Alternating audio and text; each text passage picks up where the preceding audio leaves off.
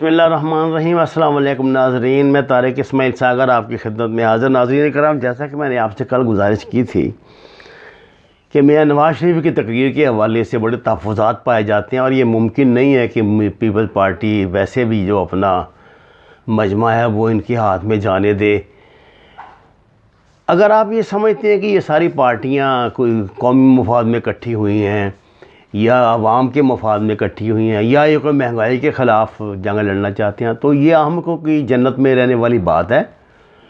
میں آپ سے شروع سے گزارش کر رہا ہوں، میں کیا گزارش کر رہا ہوں، آپ بھی ماشاءاللہ کوئی ایسی بات تو نہیں ہے کہ معاملات کو نہیں سمجھتے، سب اپنے اپنے داؤ پہ ہیں۔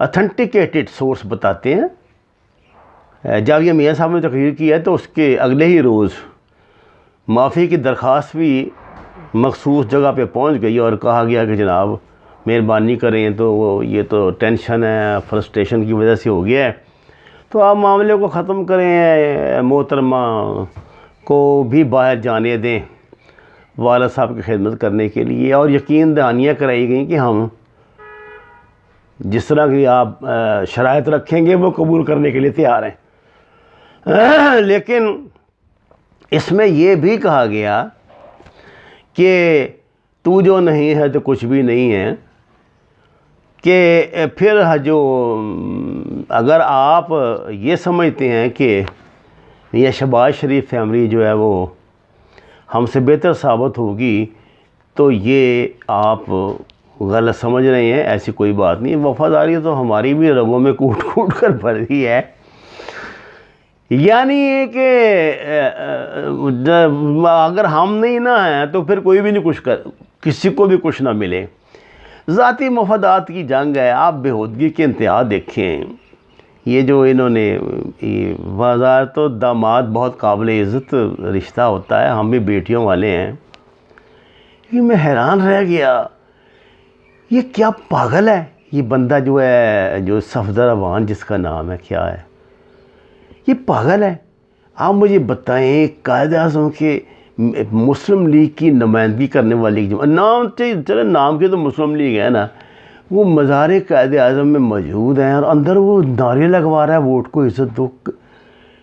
یہ دیکھیے، یہ ڈیکورم ہوتا ہے کسی جگہ کا، کوئی تقاضے ہوتے ہیں ملکوں کے کی پریسٹیج کا معاملہ ہوتا ہے۔ پاکستان کا بانی ہے بھائی وہ، جہاں پر تم گئے ہو وہ کوئی اس طرح ٹٹو پھٹو لیڈر تو نہیں نا کہ جس کو تو جہاں تم نے جا کے نعرے بازی شروع کر دی ہے، اور پاگلوں کی طرح نعرے لگا رہا ہے صرف اپنی بیوی کے آگے نمبر بنانے کے لیے۔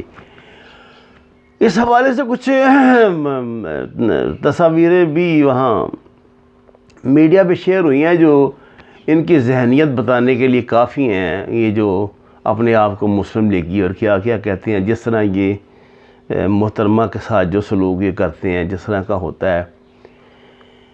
جلسے کے اندر مینگل اور جتنے اور دوسرے بلوچ لوگوں نے تقریریں کی، ظاہر ہے وہ انہوں نے اپنی دانش میں تو نواز شریف کی تقریر کی کمی پوری کر دی ہے، لیکن میرا خیال ہے پاکستان کی جو زیادہ آبادی ہے، خاص طور سے کراچی کے لوگ جو ہیں، یہ تو بڑے وفادار ہیں پاکستان کے ساتھ۔ ہاں ایک بات یاد رکھیے، یہ جو کراچی کے اردو سپیکنگ لوگ ہیں نا، انہوں نے بڑی قربانیاں دی ہیں پاکستان کے لیے۔ یہ ٹھیک ہے کہ ان کا ایسا قتل عام نہیں ہوا جیسا ہمارا ہوا ہے، لیکن آپ کو اس بات کا شاید اندازہ نہ ہو، کبھی تاریخ پڑھیے، انہوں نے کیا کیا کچھ لٹایا ہے اس پاکستان کے لیے یہاں آنے کے لیے۔ ان کو تو غریبوں کو کلیم بھی نہیں کر سکتے تھے اپنی جائیداد پاکستان میں، اور پتہ نہیں کس طرح کی زندگیاں نے گزاری، اور جو ان کی خدمات ہیں پاکستان کی بیوروکریسی میں، خاص طور سے پاکستان کی کو اپنے قدموں پہ کھڑا کرنے میں، وہ ناقابل یقین ہیں۔ شاید آپ کو اس بات کا میں صرف یہ جو لالو کھیت کے علاقے کی مارکیٹیں ہیں نا، اس ایریا کی، وہ اتنا ٹیکس دیتی ہے جتنا پورے لاہور کی مارکیٹیں دیتی ہیں، اتنا بڑا یہ ہب ہے۔ اب ان لوگوں کو وہ الطاف حسین کا مسئلہ تو تھا نا، وہ تو گنڈا گردی تھی، بدماشی تھی۔ اب بندوق جب آپ کے اس پہ رکھی ہو، آپ کے ماتھے پہ، تو جو مرضی آپ سے کوئی بات منوا لے، آپ نے ہوں ہاں کرتے رہنا۔ لوگ بیچارے مجبور تھے اس کی غنڈہ گردی سے بچنے کے لیے اس کو پیسے دیتے تھے، بھتہ دیتے تھے. اس کا خدا جیسے دیکھیے اس نے ایک فقرہ پاکستان کو ایک دفعہ مرد آباد کا ہے. اس کے بعد آپ دیکھیں اس کا کیا حشر ہوا. اس سے پہلے وہ کتنی بری باتیں پاکستان کے خلاف کہہ چکا تھا. اس لیے یہ مینگل شینگل جو ہے نا وہ بیچارہ گٹکو سا پتہ نہیں ہے بے بلوچ، اتنا گٹھا بلوچ میں نے نہیں آج تک دیکھا. اور یہ اربوں خربوں میں کھیلنے والے یہ لوگ ہیں، عیاش لوگ ہیں. ان کے بڑے بڑے محلات ہیں وہ اسٹیٹس میں، دبئی وغیرہ میں، اور دنیا کی مہنگی ترین گاڑی لے کے پھر رہا ہے، مزے کر رہا ہے، ماما بنا ہوا ہے. ان کا جو غائب ہونے والوں کا اغوا ان کو کہتے ہیں، جن کو کہتے ہیں یہ ایجنسیاں اغوا کر کے لے گئی ہیں، پھر ان کے لاشیں جو ہیں وہ ایجنسیوں کے ساتھ فوج کے ساتھ مقابلے میں ملتی ہیں. جو مرتے ہیں نا مقابلے میں وہ یہی ہوتے ہیں، یہ اغوا شدگان ہی ہوتے ہیں سارے، جو غائب جنہیں کیا جاتا ہے، مسنگ پرسن.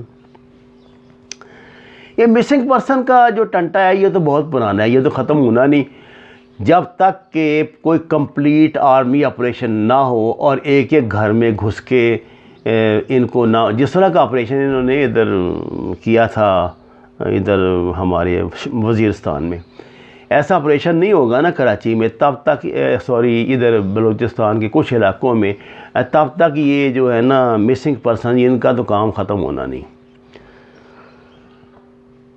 یہ مسائل اگر بیان کرنے کے لیے پی ڈی ایم کا یہ جلسہ ہوا تھا تو یہ تو پہلے ہی وہ اس کی ضرورت کیا تھی پھر اتنی ہنگامہ آرائی کرنے کی، تو اتنا خرچہ کرنے کی ہے کچھ، اور کہاں سے پیپل پارٹی والے بیچارے لے کر آ رہے ہیں. میرا ایک سورس اس بات پہ انسسٹ کر رہا ہے کہ یہ انویسٹمنٹ جو ہے نا یہ میاں نواز شریف کی تھی.